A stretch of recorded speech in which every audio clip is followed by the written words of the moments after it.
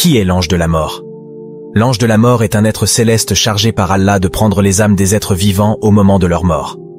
Il est l'un des 4 grands anges, avec Djibril, Mikaïl et Israfil. Son nom en arabe est Azraïl, mais il n'est pas mentionné explicitement dans le Coran. Il est en revanche cité dans plusieurs récits authentiques du prophète Mohammed, paix et bénédiction sur lui. L'ange de la mort a donc le pouvoir de prendre les âmes des êtres vivants avec la permission d'Allah. Il n'agit pas selon sa volonté, mais selon les ordres d'Allah. Il connaît le moment et le lieu de la mort de chaque créature. Il n'éprouve ni pitié ni crainte envers ceux dont il prend les âmes. Il traite les croyants avec douceur et respect, mais il traite les rebelles avec rudesse et violence. L'ange de la mort est donc une réalité à laquelle aucun être vivant n'échappe. C'est la fin de cet épisode.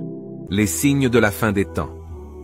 Muhammad, que la paix soit sur lui, a dit que lorsque le jour du jugement approchera, les hommes ressembleront à des femmes, tandis que les femmes ressembleront à des hommes. Les femmes seront dominantes et l'adultère sera courant.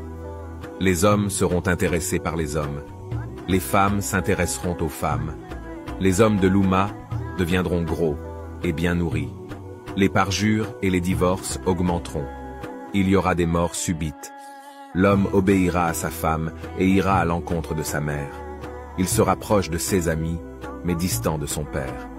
Il y aura des femmes nues, bien qu'elles portent des vêtements transparents.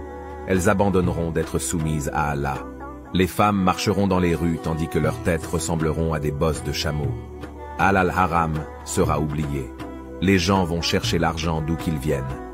Qu'Allah nous protège, nous, nos enfants, et l'Oumma de Muhammad, que la paix soit sur lui. Merci d'avoir regardé. Abonnez-vous pour plus de contenu. Muhammad, ta nation ne peut pas supporter de prier 50 prières pendant la journée. Retourne vers Allah et demande-lui de réduire le nombre de prières. Alors le prophète retourna vers Allah. Il a dit à Allah, « Ma nation ne peut pas gérer cela. » Alors Allah les a réduits de 50 à 45. Puis le prophète Muhammad a pris les 45, il passa encore une fois devant Moussa. Et Moussa lui dit de retourner vers Allah.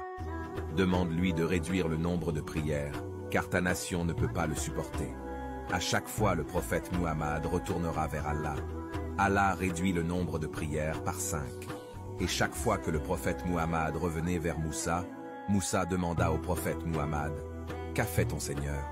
Et Muhammad dit, « Allah en a fait 40, Allah en a fait 35, Allah en a fait 30, Allah en a fait 25, Allah en a fait 20, Allah en a fait 15, Allah en a fait 10. » Lorsque le prophète Muhammad retourna encore une fois vers Allah, il en est revenu avec 5. Moussa lui a demandé alors combien de prières Allah avait ordonnées à ta nation. Alors le prophète a dit 5. Mais maintenant, je suis trop gêné pour demander à Allah une autre réduction.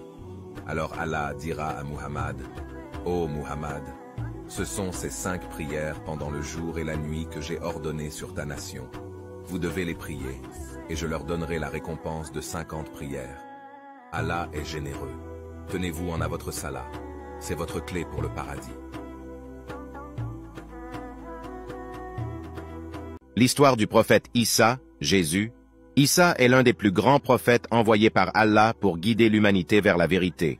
Issa est né de manière miraculeuse par la volonté d'Allah, avec la Vierge Marie, Mariam, comme sa mère.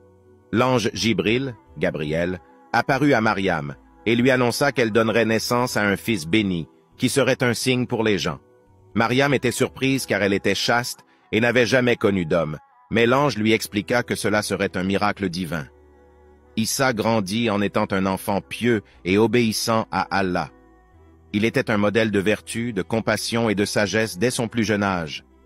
Dans son adolescence et au début de l'âge adulte, Issa commença à recevoir la révélation d'Allah et fut choisi pour être un prophète et un messager auprès des enfants d'Israël.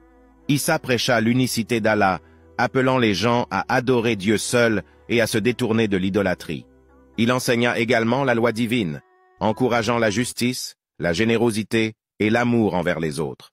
Il réalisa de nombreux miracles par la permission d'Allah, tels que la guérison des malades, la résurrection des morts et la création d'oiseaux vivants à partir d'argile. Cependant, certains chefs religieux et autorités de l'époque considéraient les enseignements d'Issa comme une menace à leur pouvoir et à leurs intérêts.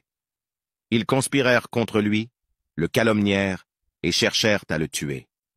Mais Allah protégea Issa et le sauva de leur complot. Finalement, une situation critique se produisit où les ennemis d'Issa pensaient avoir réussi à le capturer. Mais Allah éleva Issa au ciel, sauvant ainsi son prophète bien-aimé de toute injustice. Cette ascension est connue sous le nom d'Isra et Miraj, où Issa fut enlevé au ciel et continua de recevoir la guidance d'Allah. Les enseignements d'Issa se trouvent dans le Coran, et il est un messager d'Allah qui annonce également la venue du dernier prophète, Muhammad. Si tu veux connaître plus d'histoires des prophètes et des événements de l'islam, pense à t'abonner. Le châtiment le plus léger de l'enfer. Quelques mois après la mort de Khadija, la première épouse du prophète Mohammed, que la paix et salut soient sur lui.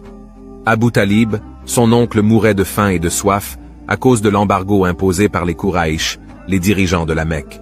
En raison de son soutien à la prédication de Mohammed, que la paix et salut soient sur lui, le prophète se rendit à son chevet et tenta une dernière fois de le convaincre d'embrasser l'islam. Mais Abu Talib a refusé. Le prophète pria alors pour lui et dit Mon oncle, dis un seul mot pour que j'intercède auprès d'Allah en ta faveur. Je suis de la religion de mon père, Abd al-Muttalib, et il est décédé peu de temps après. Il sera connu comme l'homme qui subira la plus petite punition en enfer.